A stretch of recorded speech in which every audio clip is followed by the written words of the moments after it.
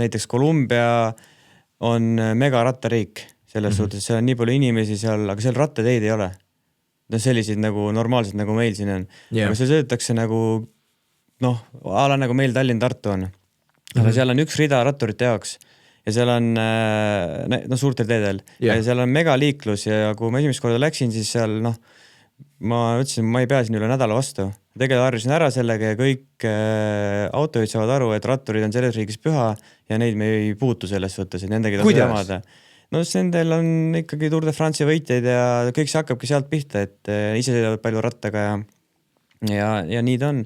Aga samas näiteks ma just rääkisin, et tulin Hiinast enne, et Hiinas on hästi palju rattateid, aga rattateed on nagu enamasti, seal on nagu rattateed ehk siis kergliiklusteed ja siis on veel spordid ja eraldi. Nendel see riigil on lihtsalt nii palju ressurssi, et nad võivadki sul kuskil 100-kildise ringi teha niimoodi, mis on ainult jalratturitele.